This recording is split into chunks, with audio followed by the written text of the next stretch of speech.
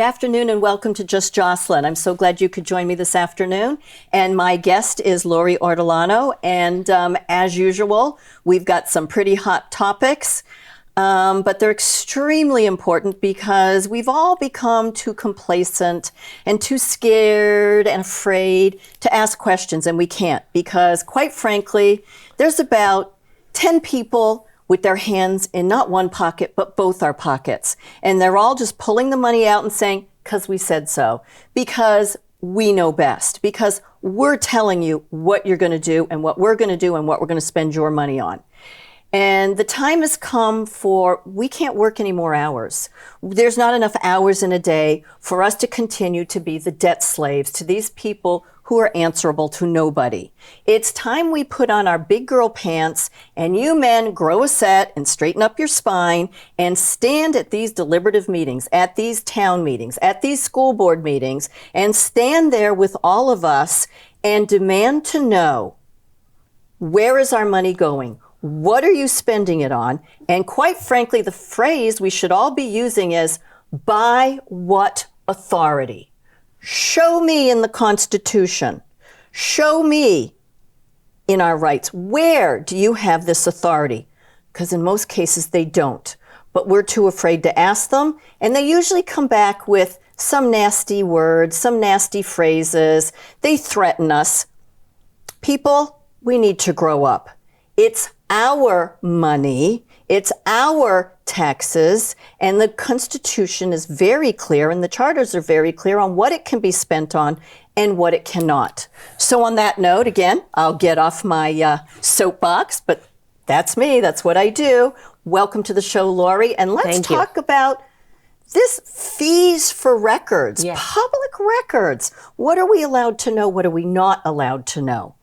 This is so totally out of control to me that I can go from 0 to 1,000 like that. Yes. So there was a House bill that was brought before the Judiciary Committee, drafted by 2 of the Judiciary members, and it's called HB 1002. Okay. And it's to charge fees for record requests that are burdensome to municipalities.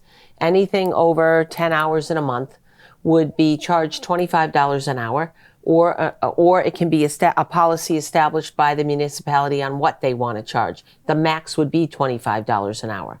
So this really did not go over well with most of the groups in New Hampshire. The Press Association, I'm a member of Right to Know New Hampshire, the ACLU, several other groups came forward, media people. It's public information. Right. It's money that comes out of our taxes to pay for these people to do this work, for these offices, for the generation of this paperwork, which is, oh, by the way, on the cloud, on the internet, that it's, what's the word I'm looking for? It's not on paper, it's digital. Digital, thank you. Right, electronic. All I kept thinking was technical. Yeah. So it's digital. Right. So we're talking about PDF, here, Laurie, here, Jocelyn, Right. That's and so 2 minutes. Come on. There's a lot of records. So, but if you have a municipality that has a lot to hide, they're going to scream burden all the time. It's like fire for them. It's their favorite word, burden. And any big documents and, oh God, we gave her 25,000 pages. Well, what were those pages? And if 10,000 were a report, like an assessing report for all the assessments in a city with 15, that's something they have anyway. They push a button, they generate a report, and they send it over to you. It's non-redacted. Right. So I think that is not the issue. So we have to get away from, first of all, we have to get courts to recognize what a burden is. I think so many of our judges are poorly trained with understanding technology and the movement of records and the storage of digital data, that you're going in there before people who don't have an understanding of it. And I feel like I should walk over to the doorknob and do my pleading rather than face a judge, because I feel like I'm talking to a wall. And that is very frustrating. So the judicial system has to enlighten their judges on what a burden is. And then you've got to deal with these municipalities, and it's happening in the bigger ones that also are not very progressive. Okay. Our attorneys in the city, we have Attorney Bolton in our city, he's not up to speed on technology at all. Right. This is an old timer with no technological savvy. And he's going into court to pitch, oh, God, we gave her 50,000 pages and 10,000 pages and this and that.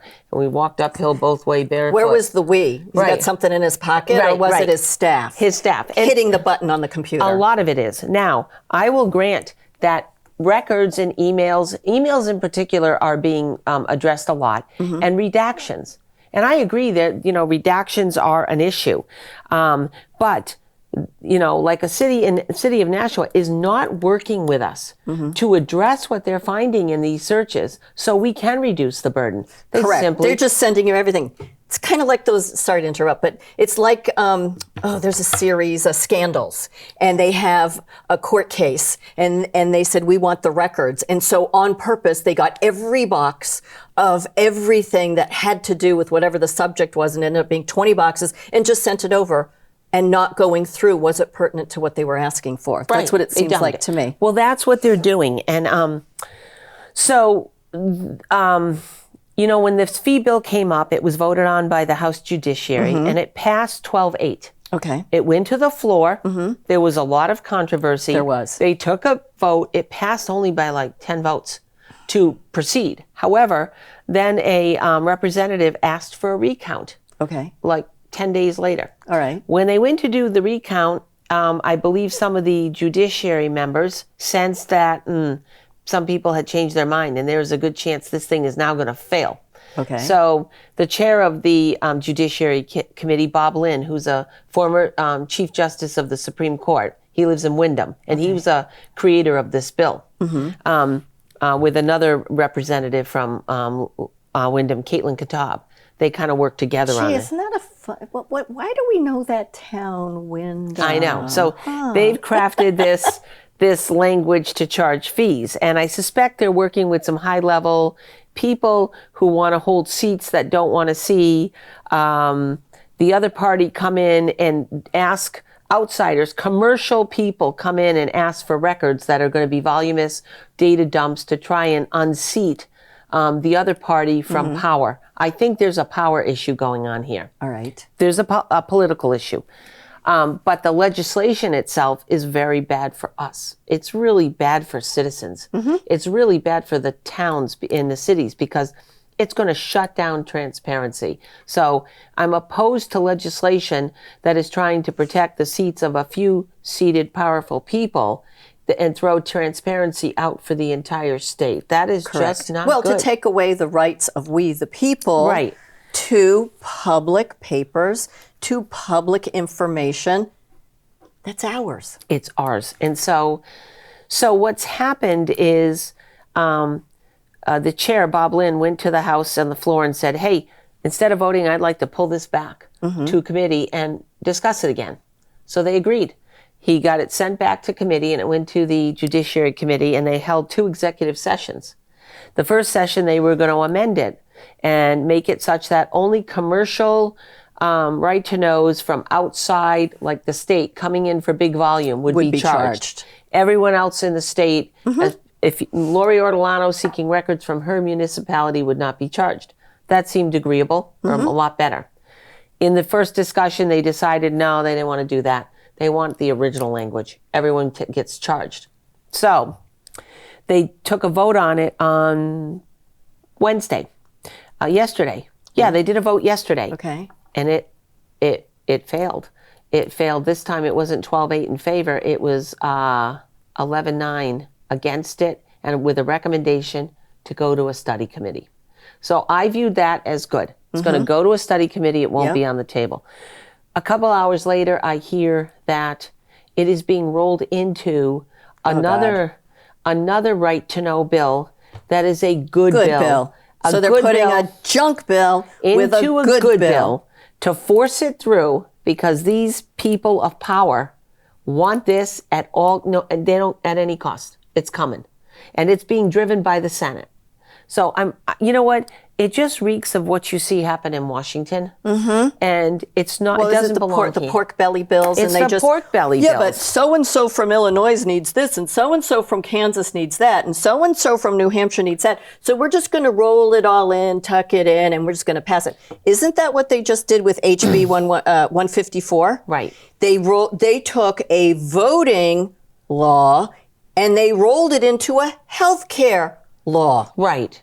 Now, see, are you kidding me? Yeah, this is, so I'm super disgusted. Frankly, I am just super disgusted that this is now what's happening in the direction that this bill is going, to be stuffed into another bill, receive a new number. Okay, so now it becomes more difficult for the public to trace. Correct. It's hard enough to begin with. Now it's almost impossible. It loses traceability. It loses discussion points. They're going to try and ram it through committee. You got to think about dumping the other bill now because it's got a bad bill in it. A good bill has to be dumped. A good bill that a gentleman worked hard to bring forth a good bill. Mm-hmm. His efforts get destroyed too.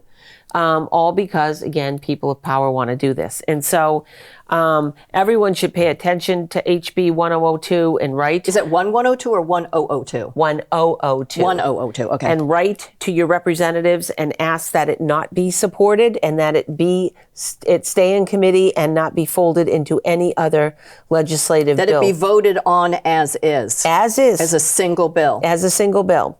And the whole fee thing was so concerning to me because I put in for all of those new market tax credit emails that the city had on the construction of the Art Center. And they came back with, it's going to take, it turns out 4 years to give them to you, and we're batching them out. 4 years? Yeah, I was on a 4-year cycle, and I took it to court in 2023 in March, very beginning of March. I put it in a lawsuit, standalone lawsuit, 10 pages, took it into court. The judge consolidated it into the case I have now, which frankly disappointed me profoundly because my quick issue to try and address these records and get before the judge was destroyed. Destroyed. And again, I'm dealing with a judge that has no technical savvy in my mind. I might as well talk to a doorknob. I am so frustrated. So he took it, he consolidated it. In my trial on in December 18th through 20th, on the 19th, I withdrew it. I was so overwhelmed with the length of my trial, which is 6 days. And when he consolidated, he didn't add any extra time. No, he just jammed it in there. He jammed it in there and said, Laurie, here's another one you can take on. And, I think judges make really big mistakes when they think consolidation is efficient and they only think of themselves. It's not about just you. Well, it seems to me, in my opinion, that how dare you, the pro se litigant, deign to come into the courts? How dare you think that you have the least amount of knowledge and that you deign to walk in to this courtroom and use our time? Excuse me. Read the Constitution, people. Read the Constitution, lawyers. Right. Read the Constitution. Our judicial branch of government is absolutely as messed up as the other two. Oh my gosh. I think, and I never had a negative thing to say about the judiciary. I never did either until last year. But I got to tell you, in the last 2 years, I think the most corrupted entity in this state is the legal judicial system. I really do. I am super concerned by what I see. I am too. I am. I agree with you. I'm flabbergasted at how it has gone for me in court. I've won. I've won things. So I'm not. So in one sense, I think people shouldn't say she's just sour grapes because she's lost everything. No, I've won. Yeah. But I am so opposed to the process I've been through and the money I had to spend for, my civil rights, this defamation, these records. I put in about $400,000. That's a lot of money to battle right to know and to try and make records more accessible to citizens in this city. And I failed miserably because the judges are the backstop. And these older judges that have been around a long time, I think they're in the pocket of the city. They have to be in the pocket of somebody because I remember judges growing up and they were revered. They were well thought of. They were the person that when your rights were being disturbed, when they were being stripped away, when they were being challenged, they stood for the Right. Constitution and your rights. And like you said, last 2 years, I'm not seeing that. And as pro se litigants, we're not looking for, any special treatment, although the Constitution and the maxims of law say you do have to give us some consideration. And we're not seeing that. We're looking at mountains against us because we're not in the good old boys club. We're really not the issue. in with those secret handshakes and winks and everything, Right. which is not supposed to be in our court system. No, and what I have found is, really going into court as a pro se litigant, and others I've seen do it, it's like you're the barbarian at the gate. You are not really welcomed in those courts. And they impose such a difficult process of rule violations. Yes. I have watched the other side violate rules over and over and over again. Yep. Where the judge just doesn't care about that. But if you said a swear word in his court or their court, that would be like crossing the line. That's like a decorum thing that they wouldn't tolerate. Right. But if they want to not proceed to give you documents that you're coming in to discuss, I have been ambushed more times with documents that the city brings into a hearing That the they judge didn't give to you. No. And that the judge will say, oh, I presume you gave this to Mrs. Ortolano, and Attorney Bolton will say, just now. So that's so funny because in our case up at mine and Wayne's up in federal court, we were having problems filing because there's always problems filing Terrible with their problems. systems. Pacer, Yes. I don't know Yes. what it's called in state court. Turbo Court, Odyssey.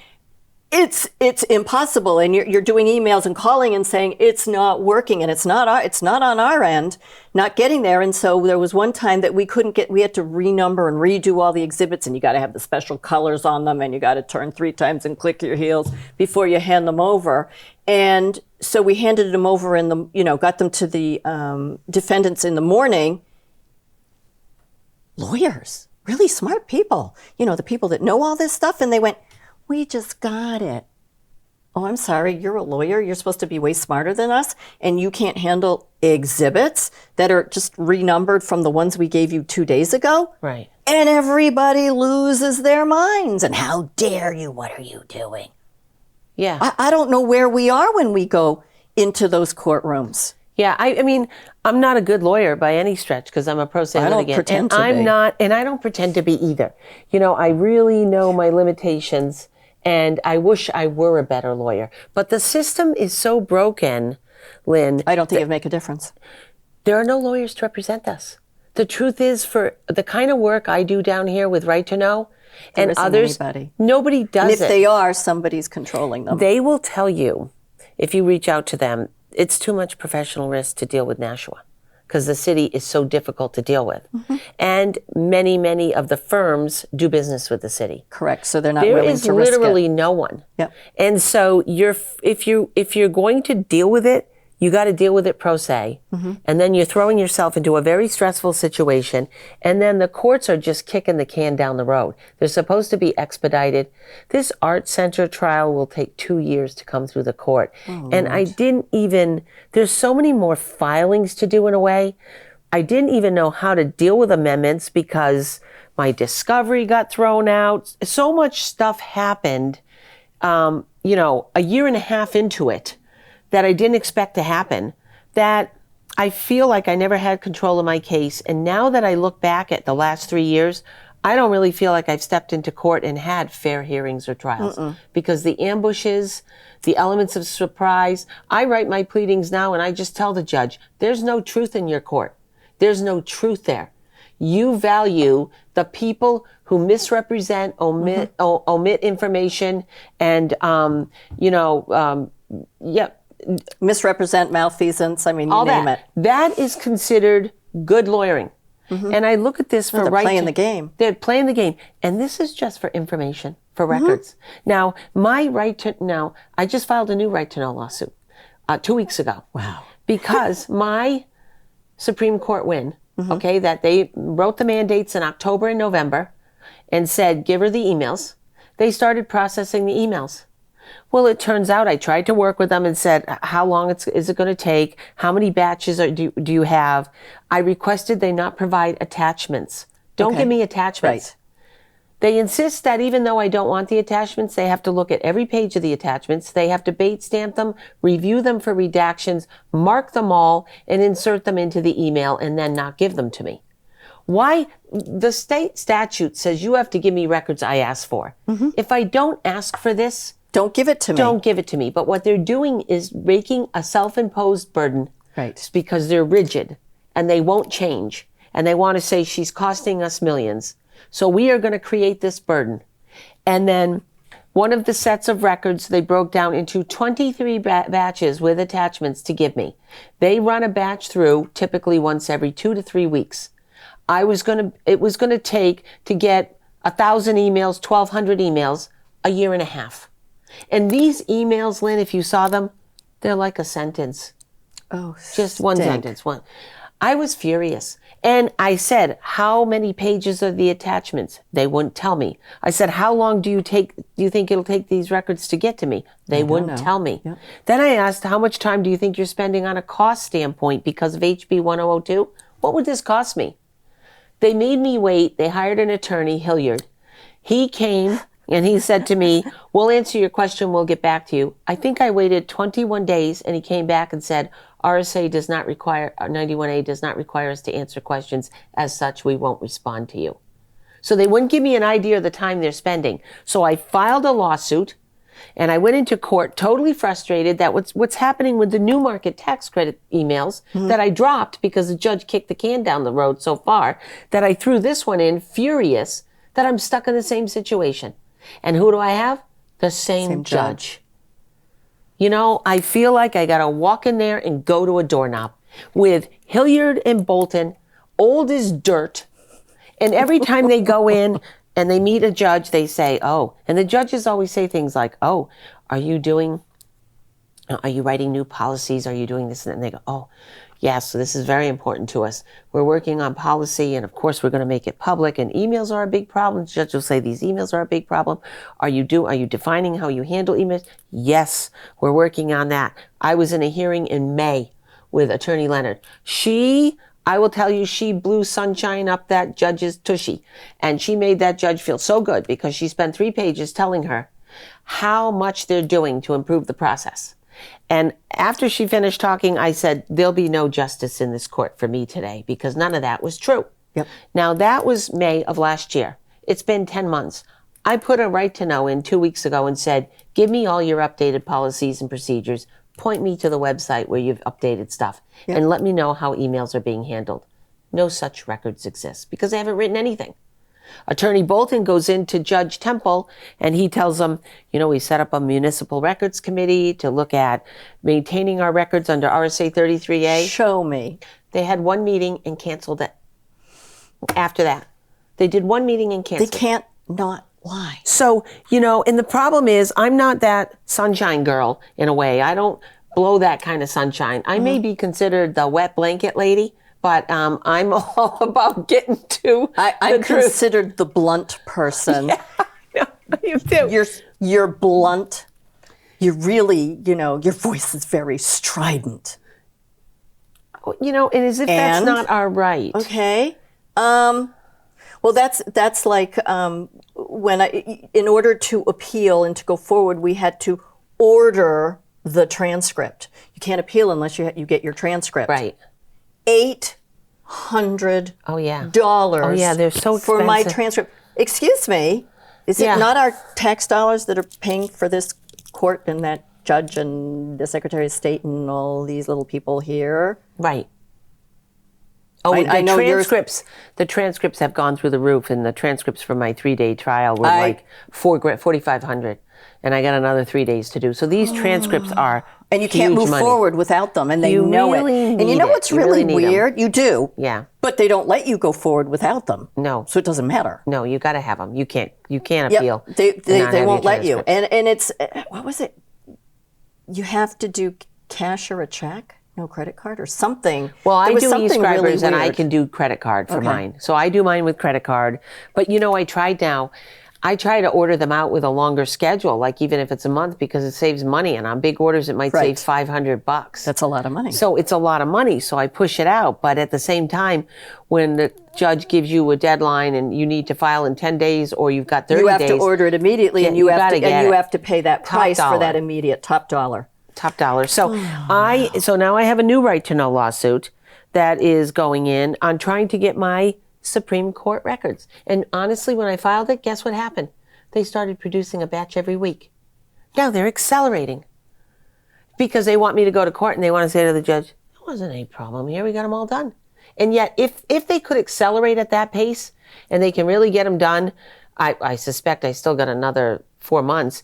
If they could really get them done in a quicker amount of time, why wouldn't you communicate with me? Correct. And just say, Mrs. Ortolano, we should have these all batched out to you in 2 months. But the bottom line, this order came through in October. Mm-hmm.